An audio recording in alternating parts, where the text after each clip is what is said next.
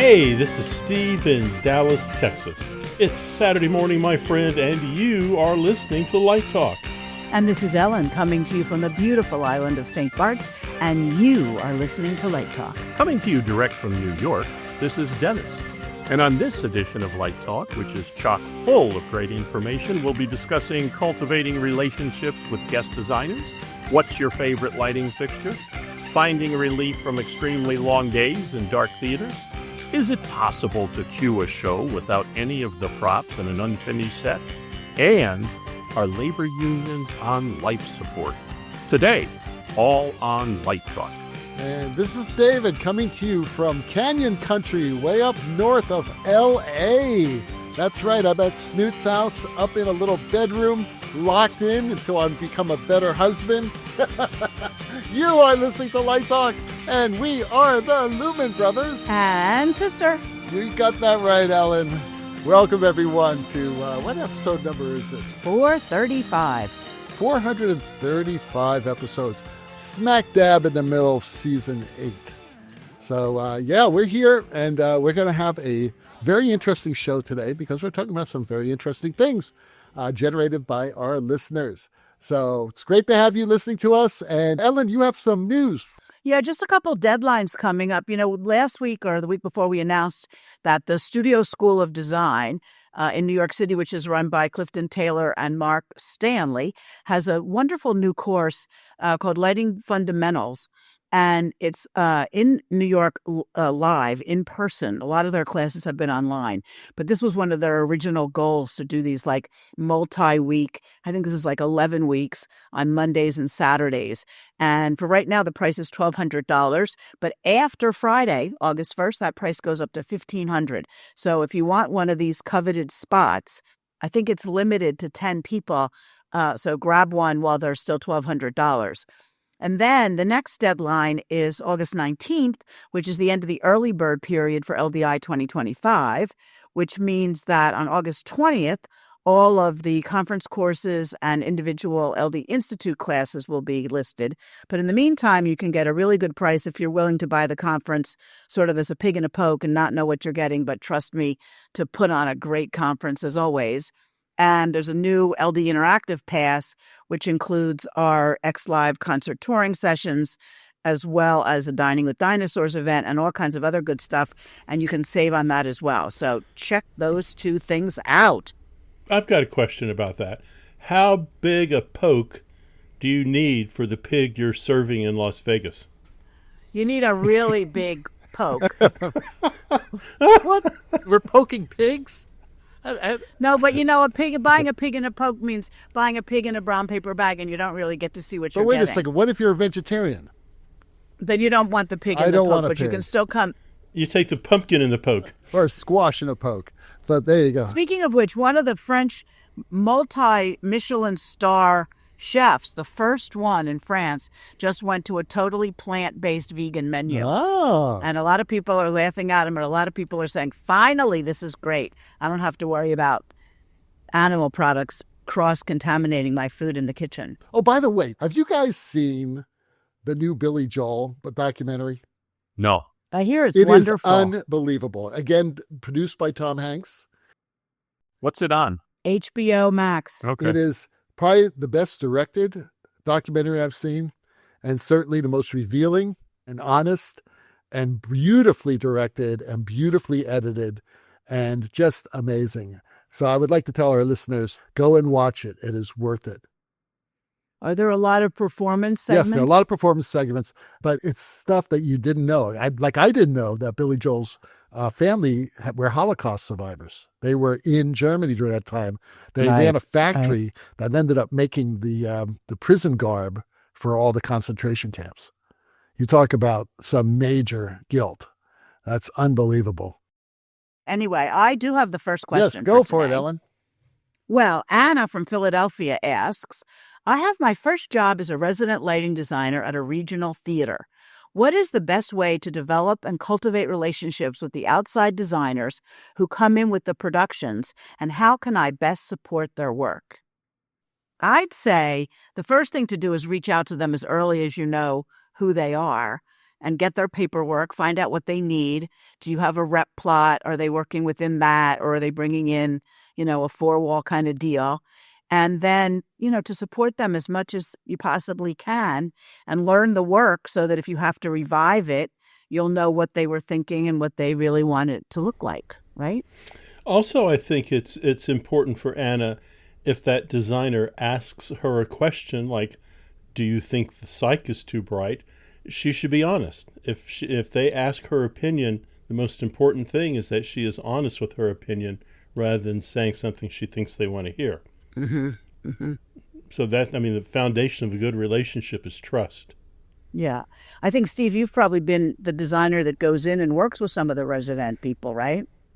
The thing, I prefer bringing someone with me, but I haven't bumped into anyone who wasn't more than competent at these regional theaters to handle that a job as associate or assistant.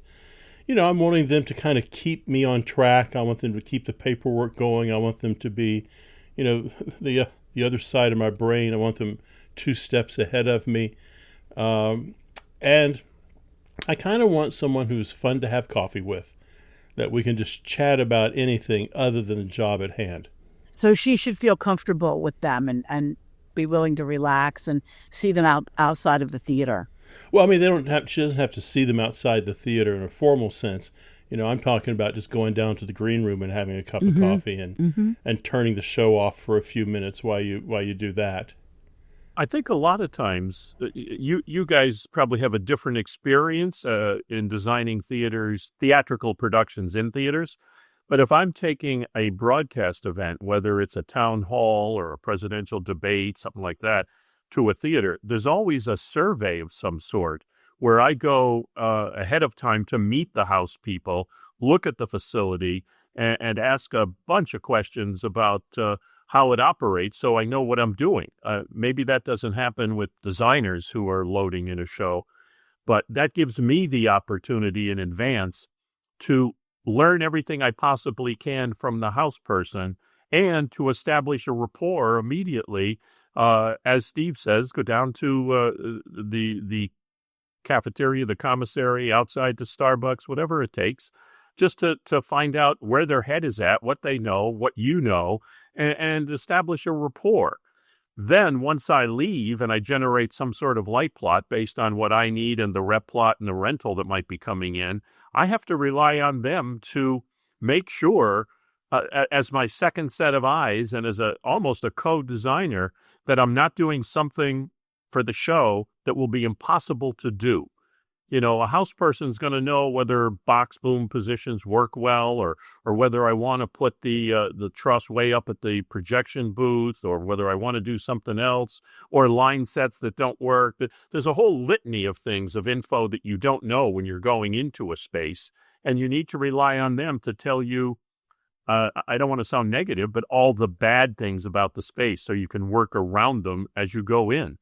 And in my particular case, big things are loading docks and getting gear in. And if I'm coming in with a presidential debate and I'm bringing in maybe 60 or 70 moving lights that we're going to hang from truss throughout the theater, we need to know where we can do it, if we can do it, and how we can do it. And that on-site person is my best friend. Yeah, all this is true. I deal a lot with house resident assistants and resident designers when I come in to remount one of my shows, or if it's in a large Class A company like San Francisco Opera or a lot of the European companies or the Lyric Chicago, places like that. There's always a resident designer there. And again, if you really want to know a really good answer to this, listen to that episode we had with the 4 resident designers from the top opera houses in this country, because what most of that episode is about. You really need to know everything you can know about that production that's coming in, that designer's bringing in. If there are videotapes of it, you watch them. You look at all the paperwork. And of course, it's your responsibility to help the visiting designer, the guest designer, come in and make that show work. And the great residents, like the ones I've been fortunate enough to work with, do that all the time. I mean, there's a lot of pre-production discussions about, we know you used Vipers back when you did this show in La Scala, but, we have these other lights that I think would work really well for you, and they may work better. And I listen and I trust them. Sometimes, I must say there have been very few instances where I was led a little bit astray, but those are very rare. And certainly none of the ones that I've worked with in the United States have led me astray. Of course, at the Royal Opera House, same thing in Covent Garden. Great lighting assistants there and lighting designers. And when you go in as a guest, you treat these people with respect. And one of the first things I always did and still do is, especially if it's a new company and, with new people I'm working with, is I sit down with them and I tell them that we're a team, and please do not hold back if you have any suggestions about what may work better or what would be a solution, because they know the house much better than I do. And if you show them that respect and you show them that you're going to be gracious and that you want them to be part of the team, they will work really, really hard for you and not be afraid to say anything. So I think, what Dennis and Steve and Ellen have said are all very good things. One thing to add, it's like that old saying, be careful who you step on the way up, because they'll be there on your way down.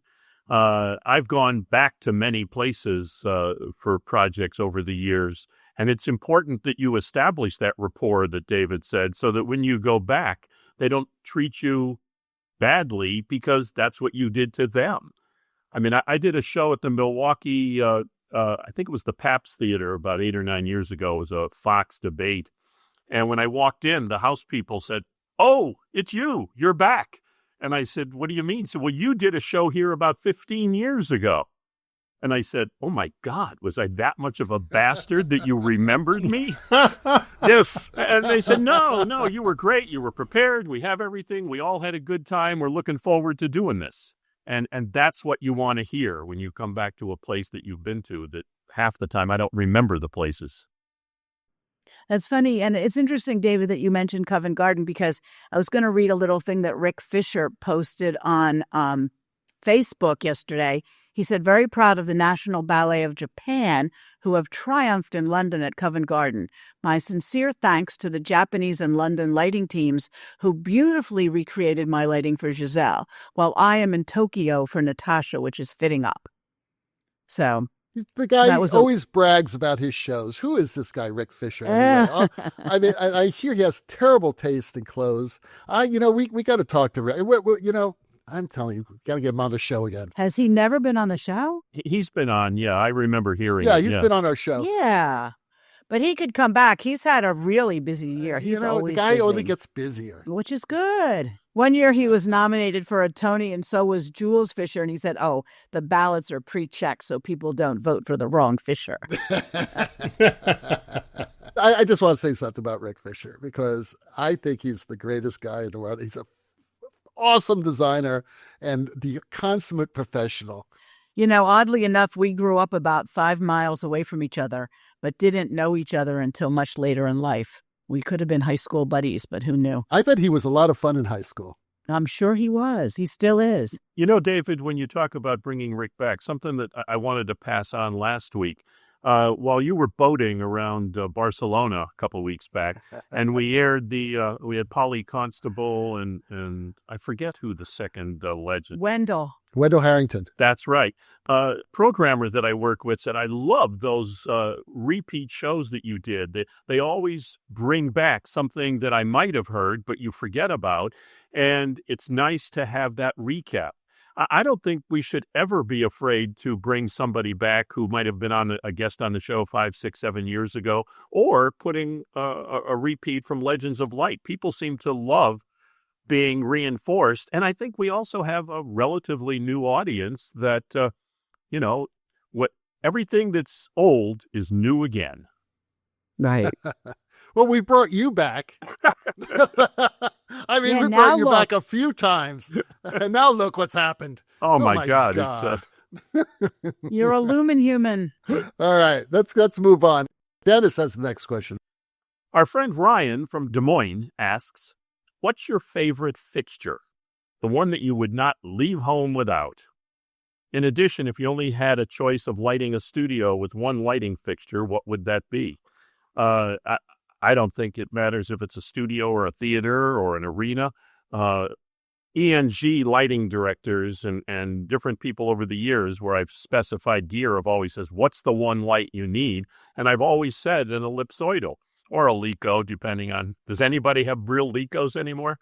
But the ellipsoidal has always been my go-to light, always. And when I started in soap operas, the studios were all equipped with Fresnels and soft lights. And I said, geez, it'd be nice if we can do a little window projection on the wall.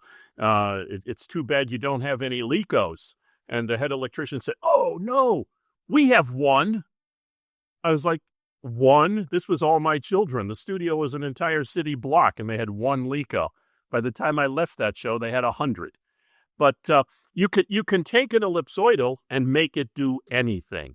And any profile light, whether it's a moving profile light, framing shutters are your best friend. And I can take a Lico, pull the lens off, and put diffusion on the open barrel and turn it into a soft light. I can make it a Fresnel. Years ago, I was doing a lot of stuff with Joan Rivers, and I had to go to do I think it was, I forget, it was one of the arenas. It might have been Madison Square Garden. She was doing an interview show. And they sent me Licos and nothing else. And she's one of these people that you'd always want to use soft lights.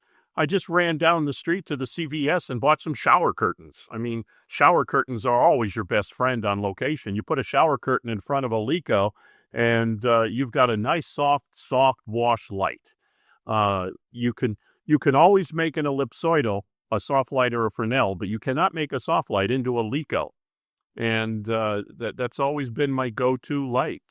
Even years ago, I mean, there were really only 3 lights. You had a framing shutter ellipsoidal, you had a Fresnel, and you had a Parcan. And it just depends what you're doing with that light. And if you're pumping it through scrim or silk or something else, but if you only have a choice of one light on your little kit, I would always want an ellipsoidal.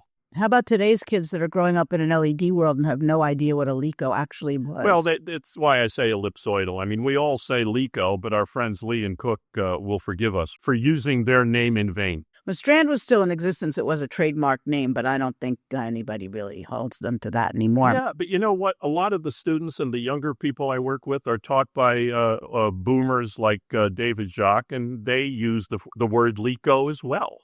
Most people don't use ellipsoidal, and it just sounds like, I don't know, it sounds a little pretentious at times.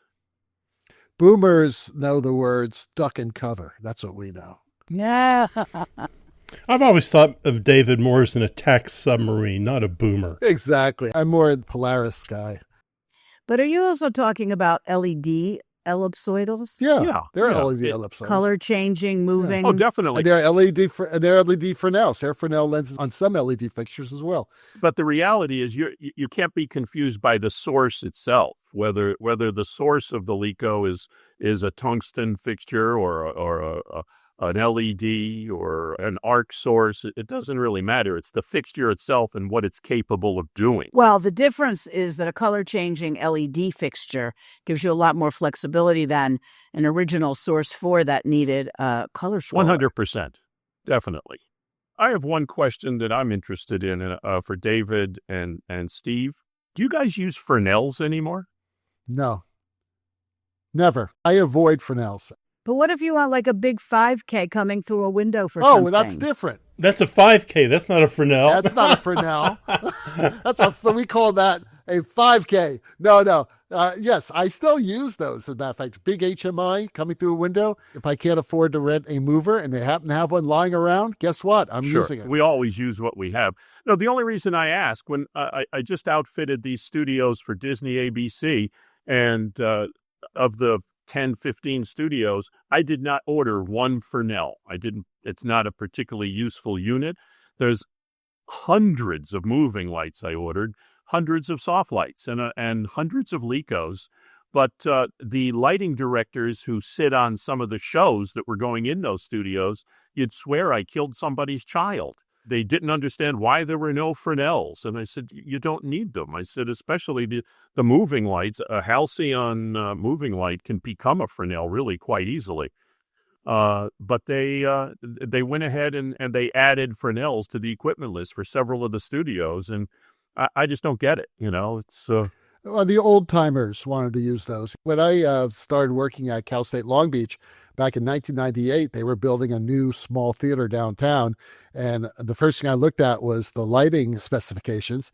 And there were like 100 Fresnels and about 30 Licos. I said, no, we're changing this. We're making them all Licos. Yeah. Why? Don't you need Fresnel? No, you just can't take a piece of frost. You have a much better Fresnel, and you can still do shutters. They'd be soft shutters, but you still can do them. Yeah, but you still have a variety of diffusions to use. It could be a 132 Roscoe. Exactly, or it could be anything. I just wonder if people are aware of all the ways you can control the different fixtures. Well, I think it was how they marketed Fresnels. I'm not as brutal as David is. I still like a good 2K mole baby. But a 6-inch 500-watt Fresnel, I think it's just because for years they marketed it that it took no skill. Just turn a bunch on. It's going to wash the stage. It's all going to blend together. You don't have to think. And, I mean, there's nothing worse than a bunch of 6-inch Fresnels trying to light a show. It doesn't cut through anything. I have a question. Do you really have a 6-inch mole baby? I've got baby babies. I've got baby babies and babies. Where's that 6-inch mole? I don't see it on you. Is it like on your ass or something? Where is it? I'm a big fan of the 2K soft light and 2K baby. He's a big fan of moles. Okay, here we go. I'm ignoring that locker room humor. Married life has changed this guy. Yeah, really. Wow. People in Oklahoma are grabbing their pearls right now. Oh, my God. Clutching them. Okay. Clutching their pearls. So we have a scientific question here. It's from Janine from Bermuda. God, we have a listener in Bermuda. And she asks, I am on vacation in this beautiful tropical paradise. I've had enough of dark theaters and need to get some sunshine and beach time. Do you ever find yourselves going crazy by working in a dark theater for 18 hours a day? And yes, we do. Look at us. We're doing a podcast. How do you think that happened? Working in theaters 18 hours a day. Now, this is actually a really good question because, this does happen because we need light. And I have some suggestions, okay? Because we've all felt the effects of being in a dark theater all day. You show up at like 8 o'clock in the morning. So there's a little bit of a dawn there, maybe a morning. Or you don't see sunlight again until 24 hours later because you're in the theater. Right? Or you're bringing your dinner in, or you're bringing your lunch in, and, you're just in the theater. Well, okay, here's some tips here. First of all, when you take a break, go outside, because it is a scientific fact that if you don't keep your circadian rhythms together, you will go crazy, and you may end up murdering the entire production team. You don't want to do that, okay? So you go outside whenever you can. If you're taking a 10-minute break, I usually sometimes just go out into the lobby where there are windows and walk in the lobby just so that you can get some of that daylight. That daylight is super, super important. When you go and have dinner or lunch or coffee break, go outside, get some coffee, take a walk to Starbucks, right? Go to a restaurant that has like an outdoor area or their eating area has a lot of windows. You've got to do this, especially if you're working overseas, because let me tell you something. I've had a very good international career, but it almost ended on my first show because I had such horrible jet lag that I couldn't sleep. And the big reason why I couldn't sleep is because I didn't do this. I didn't go out there. My first show in Europe, believe it or not, was at La Scala in Milan. And I never went outside because I was always in that theater talking to somebody, solving problems, all that stuff. And I was awake for about a week and I got physically ill. And then I did another show in Europe and the same thing happened to me. So I came home and I told my physician this, and he gave me some Ambien, and it really solved my problems. But a good way of staying away from that is to get as much daylight as possible, right? So that's my advice. The other thing I would say is if you have a day off, don't decide to go into the theater and clean up your notes and your, make some changes and stuff. Take that day and go do something, especially in Bermuda. Go swim with the dolphins or take a long bike ride or go to the beach or, take advantage of the fact that you're there. Explore the triangle. You were talking about circadian rhythms, David. The other thing, and most people don't realize, there's a thing called SAD. I don't know if you've heard that. Seasonal affective disorder, which people can get from not getting enough daylight sunlight. And it affects moods. It causes fatigue, depression, and you end up having a social withdrawal. So here you have a bunch of people like us that are sitting in a theater or a studio or whatever for 10, 12, 13 hours, not knowing what's going on in the world. And can you think of a better way to be depressed and have a feeling of hopelessness? Right. And then when we're done, we stay inside and record a podcast. That's right. And talk about it. Yep. How depressed we were this week. Oh, my God. All right. Let's move on to our sponsor, damn it. We got to get off this subject. You are listening to Light Talk. And today, Light Talk is sponsored by Total Bastard Stage Production and the Rookie's Guide to Selecting Stage Lighting Colors. Chapter 1. Understand the emotional impact of color. Colors are feelings. Colors are moods. Colors have meaning. For example, red. The actor just learned their lover is a werewolf. Passion, rage, possibly blood. Orange. Used when someone in a scene is just a little too enthusiastic about eating soup. Yellow. For moments of joy, sunshine, or a character is having a pleasant mental breakdown. Green. Either someone's in a forest, being poisoned, or the aliens have just landed. And purple. You want mystery, you want royalty, you want to feel like your character owns incense and secrets. Purple is your huckleberry. Chapter 2. Analyzing the script. Ask yourself the big questions first. Does the scene need more drama or just more magenta? Is this monologue better under soft lavender or an angry microwave red? Can I justify strobe lights in Romeo and Juliet in the tomb scene? The answer, of course you can, if it's symbolic. Chapter 3. Collaborate with the creative team. The director is going to say things like subtle and natural. Ignore them and light Act 2 of Death of a Salesman like a disco inferno. The scenic designer will be trying to keep you from destroying their painstakingly painted set like a bag of Skittles, unless they're into that. The costume designer. Avoid lighting costumes in colors that turn actors into floating heads. Chapter 4. Use your equipment wisely. Do you have a large budget? Then use fancy LED fixtures with infinite color mixing. If not, grab a 360Q, some gels, and make a dream. And finally, Chapter 5. Stick to your design goals. Ask yourself, does this moment scream mood lighting or laser rave? Am I highlighting emotion or accidentally turning the actor into an Oompa Loompa? Does the glass menagerie really need black light? So there you go. Color is not hard. It just takes courage, research, and taking some chances. And you can show your true colors with 3 new t-shirts from the Total Bastard Stage Production Swag Shop. T-shirts for any lighting occasion emblazed with professional thoughts on the nature of color. For example, colors are lies we tell with photons. My life is spiraling, but I'm doing it very aesthetically with Lee 201. Just flood the stage with pink and call it postmodern. Order now, and we'll throw in the t-shirt that made us a household name. You know the one, the T with a caveman holding a roll of gel. And now, back to Light Talk. I have one addition I would like to make to my ellipsoidal being the only light. Oh, wait, you had your chance. Yeah, it's just that Steve brought up the 360Q. And that was fond memories for you? Oh, my God. That's the one light I would never use. That's the ellipsoidal of death. Forget it. Don't ever use that light. There's actually a worse light than that. I loved the beehive on the back of that thing. It always added a little sparkle to the borders. There was a worse light, guys. What? Parallipsphere? Oh, I remember those, yeah. The parallipsphere was probably worse. That was the light you turned on and the light disappeared from the room.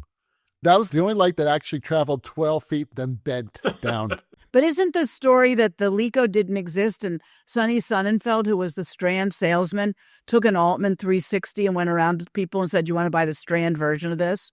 And sold it without ever having one? It sounds like Sonny. All right. Well, the sound of those crazy iguanas, ducks, and monkeys having a great time each other in Light Talk Central. Of course, I will keep that out. Don't worry about that. Snoop will make sure I do that. Means that once again, it's time for Let's Talk About. And today's Let's Talk About is all about, are organized labor unions obsolete? Well, lots happening in our world nowadays. So why don't we talk about this in a very general way or specific way? Because, we have two important unions that most of our listeners are concerned with. And one's United Scenic Artists, and their parent union is IATSE. I'm a union member. I belong to two unions, actually. At one time, I belonged to three unions at the same time.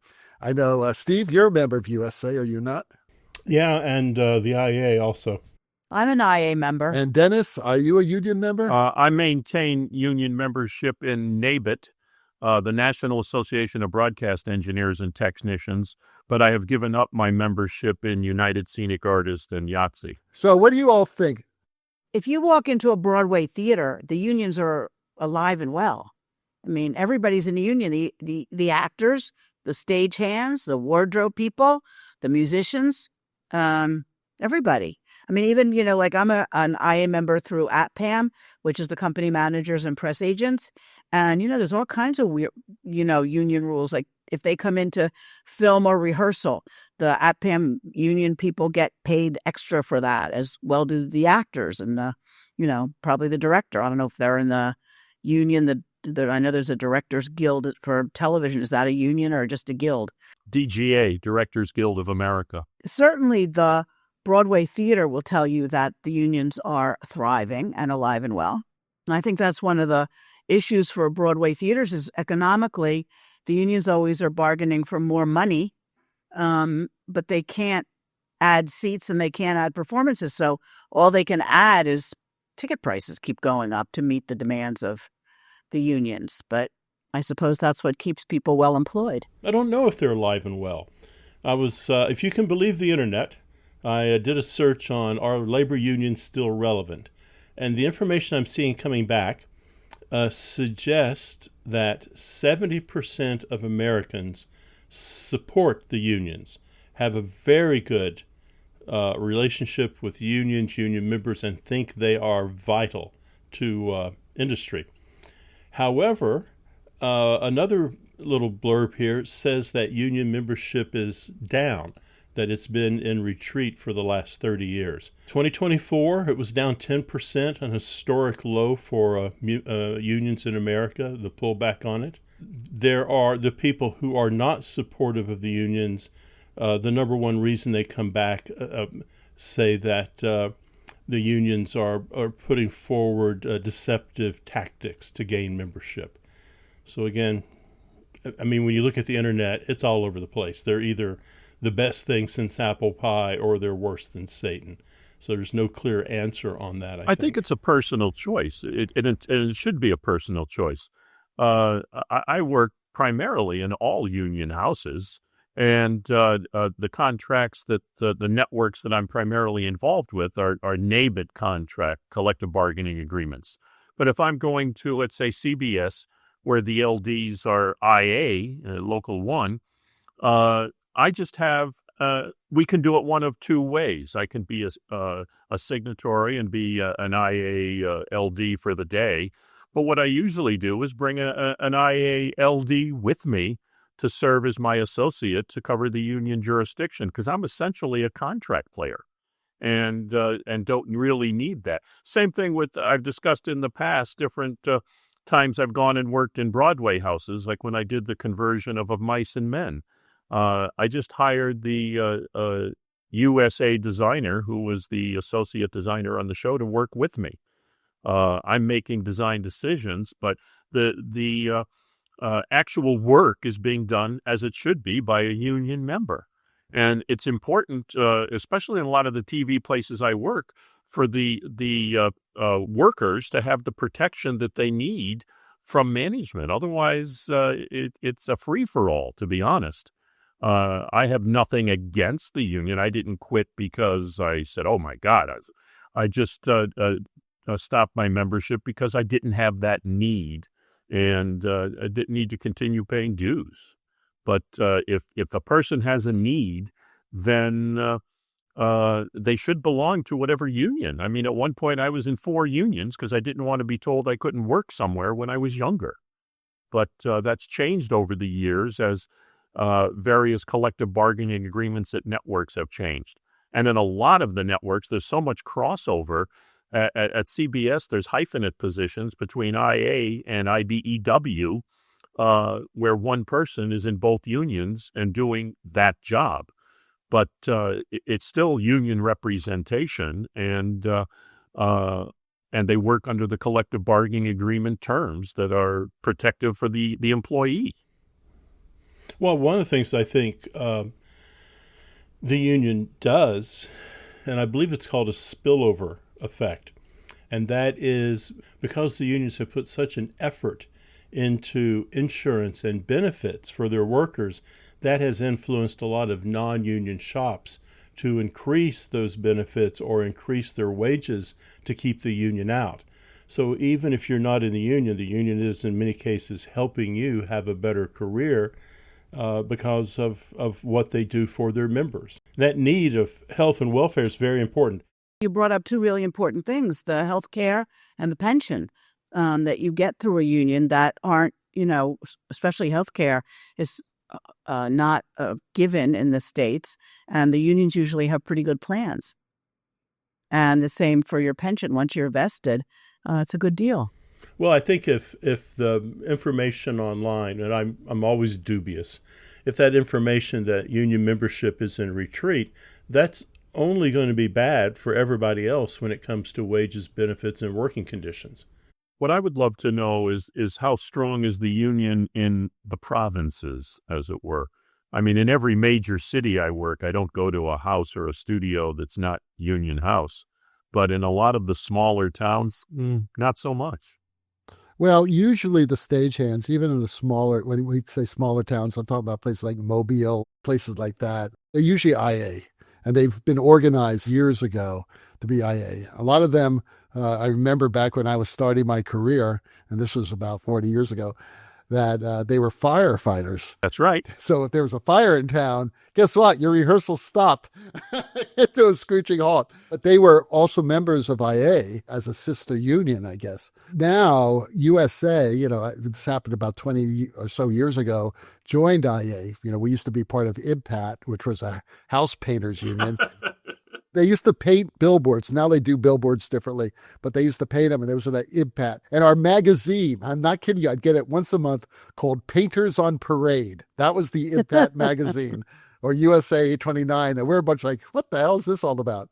But that was unit. But we've moved to IA. We had to give up a lot of pension money and give it to Impact, not get it back to do this. But we voted to move to IA because IA, made a lot more sense for us. And I think looking back, in my opinion, it was a good move to do that. But wasn't that a great deal in part because so many of the union members were scenic artists? It seemed like when I first started, the scenic artists were keeping the union going. Originally, that's how the union starts, United Scenic Artists. It's exactly what Steve said. It's really important for people who do not have the ability to get health insurance. And if you're working with signatories, then yes, it is possible to do it. But I would be curious on how many union members are actually vested for health insurance. I know that you could pay for it, but it depends on how much you pay, depending on how much you work. I think that's how it works. Fortunately, I worked in a university situation for like the last 30 years, and my health insurance was already taken care of. But I still paid those dues and those contract fees and the P&W, pension and welfare, into the union, even though I really didn't need it. Were you also part of a teachers union as well? Yeah, I still am, as a matter of fact. In addition to USA? I'm a member of United Scenic Artists. I'm a member of our teachers union here in California. And so is Lori, actually. She's a member of the teachers union as well. Well, she's a school psychologist, but she's a member of the union. But anyway, all that is really important for young people who may not have the financial security to actually get a health plan. So I'm all for it. And let's be honest.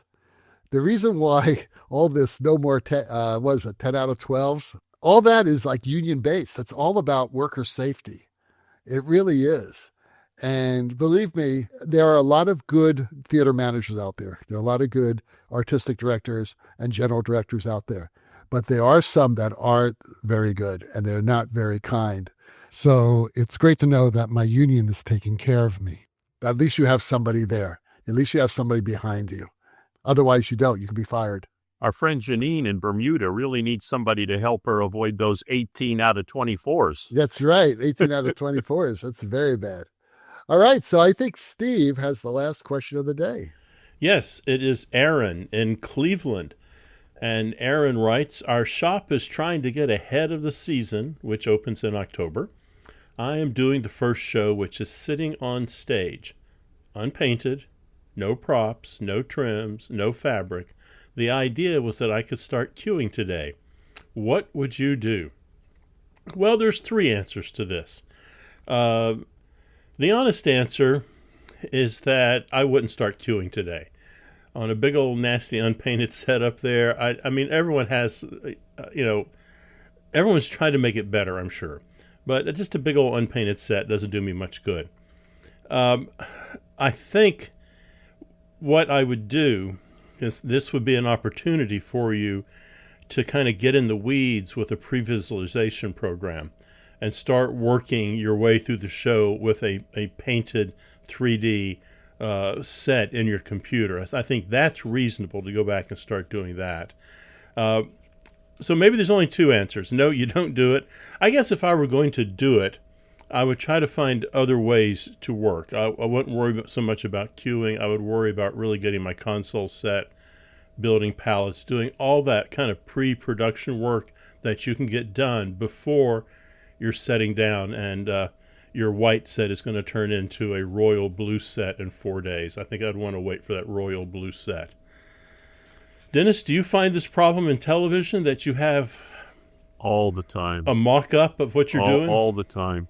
Sometimes if it's a major production, and there's money driving it, the scene designers will do a foam core set so that you'll have, let's say it's an anchor desk. You'll have the anchor desk made out of foam core, and they'll bring in chairs that match the height and depth. But you're essentially working with a stand-in set, and that's primarily so the director can block camera positions and talent positions. But again, you don't have any color, you don't have the real faces, you don't have any of that, so you're really guessing at everything. I guess pretty well, so I'm usually fairly successful, but it's very difficult for younger designers to understand how to do that when you walk into an empty studio and you're going to start focusing and there ain't nothing there. But it's like you said, you can certainly, especially if you have a fairly decent robotic lighting hang, to start get palettes together, focus, general focus positions, all the things that take a great deal of time when you start programming can be done. I have only one suggestion, because I agree with what, of course, Dennis and Steve have said. You give a paint bucket to Anna? No. My suggestion is to find out who the moron was who did the production schedule and get that person fired. It's usually the producer in my jobs. Yeah, that's unfortunate. Someone has to do a schedule, though. Yeah. And I'm sure you have a production director of some type who says, from this time to this time, you're loading in the show. This time to this time, we're bringing in the set. This time to this time, you're focusing the show. I mean, what I would do, besides, doing palettes, that's all you could really do. If the set's in there, but it's not painted, is say, use this time to paint the damn set and call me when it's ready. Yeah.